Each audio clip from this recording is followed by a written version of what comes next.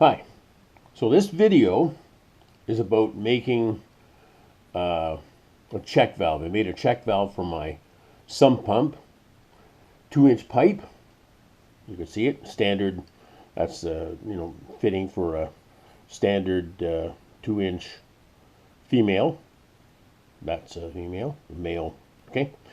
So I could have bought one, but they were pretty expensive to buy, and they're pretty fragile, and they don't last very long. So I decided that I could make one by hand. So, but here's what I've done.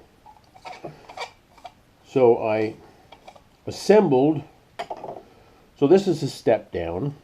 This piece here steps down from female 2-inch down to 1.5 inch, I guess. Inside there, you can just see it, and maybe you can see it. I don't know if you can see it. There's a rubber ball. We used to call it a Supra ball. It's a hard rubber ball. And I stepped it down because there's a little collar inside of this one, as there is in most of them, as there in this one too. But this one's too big. So you can see it's kind of V-shaped in there, so the ball sits nice. But this one was the right size. I got the balls were in the dollar store, 3 balls for $1, so pretty cheap.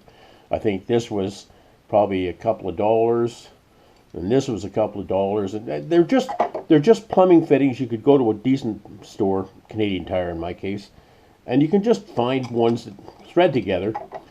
And then here I put in a cotter pin, and you can see. So the cotter pin, if you look in there, I don't know if you can see inside there.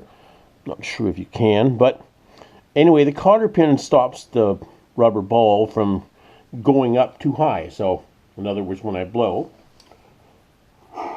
the water can go past. If I try to go the other way, it doesn't want to go. So it's very simple, just a rubber ball that simply goes up until it hits the I drilled a hole, right? It just, I don't know if you can see better if I take this end off. These are just fittings I made because I wanted to give a little distance for the ball to move. You might be able to see the ball in there now. I don't know. There.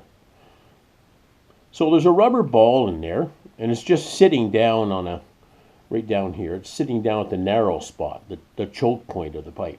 Anyway, so I don't mean to make this a long video. It's very, very simple. Just a couple of pieces of plumbing, a rubber ball, a cotter pin, a nail, whatever you want. You could use anything you want. And in my estimation, it will live forever. I don't see what's going to stop it. The only thing that's going to probably eventually happen is the cotter pin, because it's now a snag point and it is sump pump water. Crap will get collected around the cotter pin, so I'll have to take it out, throw it away, and put another one in there, or whatever.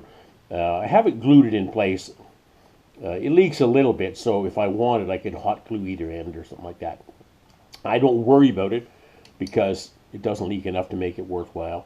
And like I said, that's a pretty good seal. It's not perfect, but I just want to stop the water from draining back down the entire height. It's just holding back 6 feet of water by 2 inches, right? I don't want to have that water drain back into the sump well again, because then I'm paying to pump it first time for nothing, and it's filling up the well again. So anyway, should last a lifetime and then some, and 3 balls for $1. Now, what's going to happen? The ball will never break. The pipe will never break. It'll get dirty. I'll have to clean it sometime. So there you go. So that's the end of my video. I hope you get a good idea from it. It's cheap, it's practical, and it will last forever. I don't see any reason why it can't. Okay, bye-bye.